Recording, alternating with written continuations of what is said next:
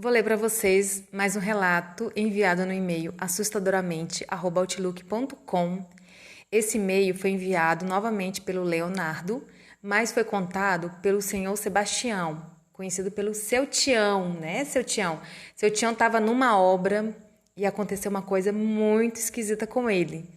E esse relato vai se chamar, mais uma vez o Leonardo coloca para eu colocar o nome no relato, né, Leonardo? Então eu vou colocar esse nome de A Obra Assombrada.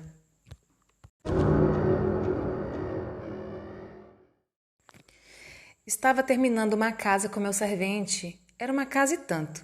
Grande, ampla, 2 andares e tudo mais. Era depois do almoço. Aquele momento que você está descansando logo após encher a barriga. Lembro de termos pendurado uma rede na área da frente e deitado por alguns minutos. Eu na rede e o meu servente num papelão no chão. Lembro de estar com o boné no meu rosto. Aquela preguiça, sabe? Foi quando ouvimos um barulho vindo do andar de cima. Quero logo avisar que era impossível alguém entrar lá sem passar pela porta da frente. Estava toda fechada com tábuas, pois ainda estava em construção. Não ligamos muito e continuamos ali, ao findar do dia. Estávamos guardando as ferramentas, quando novamente escutamos um mexido na parte superior da casa. Olhamos para a única escada que levava para cima. E, para falar a verdade, já estávamos com preguiça, depois de um dia cheio. E, francamente, a área onde estávamos trabalhando era um tanto isolada. Poucas casas e as poucas que tinha estavam em construção. Logo pensamos que poderia ser alguém roubando ou então algum morador de rua buscando abrigo. Não vou falar que na época não dei a mínima. O patrão era um tanto desagradável, então que ele que se virasse com os prejuízos, pelo menos era isso que eu pensei. No dia seguinte, chegamos logo cedo. Tudo normal. Ferramentas no lugar, areia toda certinha, tudo em seu devido lugar. Começamos a trabalhar e assim se foi mais um dia. Quando, depois de guardarmos tudo em seu devido lugar, fomos para o carro. Foi quando ia saindo e Elias falou: Sebastião, o que diabos é aquilo ali, meu velho? Foi quando vi que tinha alguém na janela do andar de cima. Na hora saí do carro e fui até lá. Subi a escada e fui de encontro àquela pessoa. Ao chegar no tal cômodo, não tinha nada, mas tinha algo diferente, um frio absurdo naquele quarto. Era impossível, estava um final de um dia quente. Procuramos por toda a construção e nada. Depois de uns minutos, finalmente fomos para casa, mas aquilo ainda martelava em minha mente. Quem poderia ser? Comentei em casa com a família e minha esposa já começou a se benzer, sempre muito aberta para esse lado. No dia seguinte, passei na casa do meu servente para pegá-lo, para irmos ao trabalho. Chegando lá, a notícia é que o mesmo não poderia ir, pois estava doente. Então fui até o local de trabalho. Chegando lá foi tudo normal, uma manhã como outra qualquer. Na hora do almoço, lá estava eu, sozinho na casa. Terminei meu almoço e fui para a rede, ali na área da casa. Boné no rosto, como de costume, e tirei uns minutos de descanso. Foi quando ouvi algo mexendo, algo molhado. Foi quando vi que a massa de cimento estava toda mexida. Não mexido como normal, mas como se alguém tivesse pisado nela várias e várias vezes. Bagunçado a massa toda, fiquei ali sem entender. Boné na mão, coçando a cabeça, sem saber o que havia acontecido. Procurei vestígios ao redor da massa, mas não havia sequer uma pegada fora da massa. Parecia que alguém tinha pisado ali e simplesmente evaporado. Não havia pegada de massa ou na área ao redor, dei uma volta ao redor da construção com o martelo na mão. Afinal, um lugar isolado, poucas casas por perto e as mesmas ainda em construção, não iria correr risco de me dar de cara com algum ladrão e ainda por cima desarmado. Martelo em mão, olhos e ouvidos, procurando qualquer sinal de movimento. Dei a volta e nada. Confesso que fiquei um tanto desconfortável pelo resto do dia.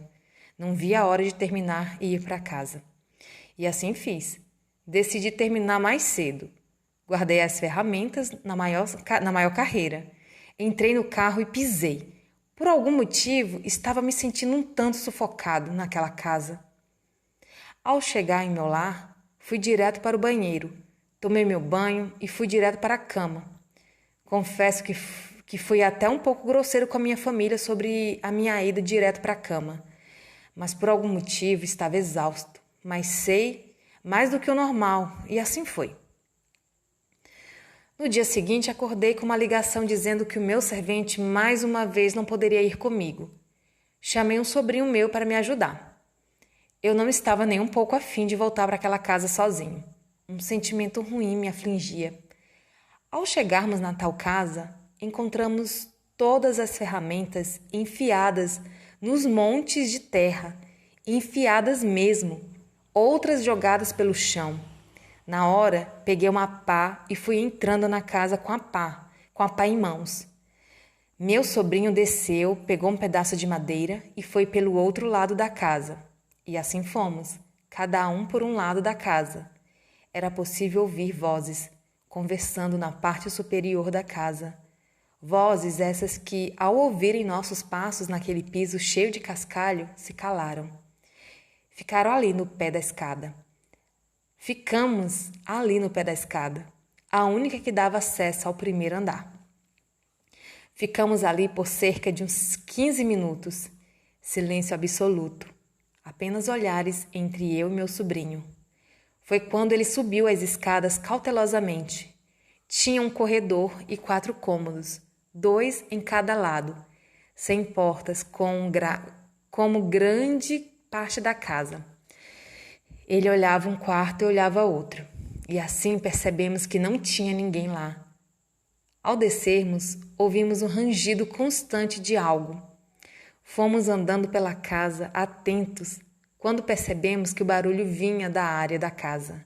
Fomos até lá e nos deparamos com algo que nos arrepiou dos pés à cabeça. A rede estava balançando bruscamente, como se alguém estivesse dentro dela.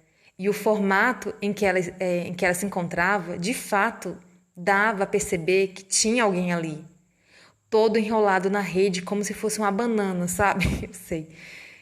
E se balançava e se balançava. Meu sobrinho atirou o pedaço de madeira que trazia consigo. A rede parou na hora em que a madeira acertou.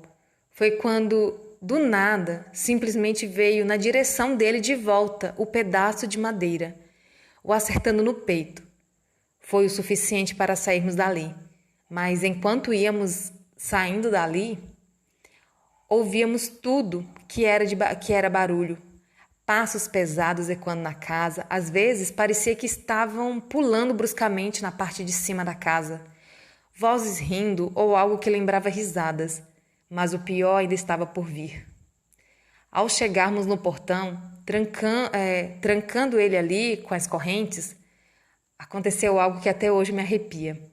Um homem parado, no meio da sala que dava de frente para o portão. Eu vi aquilo ali e gelei na hora. Meu sobrinho, então, estava entre xingamentos e preces indo ao carro. Minhas mãos ali na parte de dentro da casa, trancando o cadeado, tudo isso muito rápido. Mais rápido ainda foi aquele mesmo homem que estava parado no meio da sala vazia. Veio correndo para cima de mim. Soltei o cadeado e corri para o carro. Só escutei a pancada muito alta de algo que acertou o portão, fazendo um barulho ensurdecedor de metal, seguido de altas risadas dentro da casa, barulhos de ferramentas batendo ou sendo jogadas contra as paredes ou o chão eram escutados enquanto meu corcinho arriscava a estrada. Essa foi a minha experiência mais assustadora que já passei em toda a minha vida. Não consegui voltar para aquele trabalho e até hoje não consigo trabalhar sozinho. Mais uma vez, Leonardo, muito obrigada por você escrever esses relatos. Você tem uma forma muito peculiar de escrever, você coloca a gente num suspense, né? E é bem acelerado. Eu sei que as histórias são contadas para você, mas você tem uma forma de transformar isso no papel. Eu acho bem bacana, né? Fica eletrizante. Muito obrigada, agradeço a você, lendo a sua mensagem final aqui, né, que você escreveu. Bem, Daniela, esse foi o relato. Mais uma vez peço perdão pela demora, infelizmente o celular deu um problema e quase perdi os relatos. Quanto ao relato passado, o seu Alfredo adorou. Ele disse que gosta do tom da voz que você usa. Bem, quero parabenizar pelo trabalho e sucesso do podcast. Que continue sempre assim. Já tenho outro relato em mãos. Estou corrigindo mesmo assim. Obrigada, Leonardo. E mande um beijo novamente pro seu Alfredo, pro seu Fredo. Né? Eu tenho um gato chamado José Alfredo, eu chamo ele de Freudo. Eu até lembrei dele na hora que eu li. E mande um beijo também, um abraço pro seu Sebastião que mandou, que contou essa história para você. Mande um beijo para ele. Parabéns por você ter esses amigos tão especiais. E fico aqui aguardando o próximo relato, tá bom?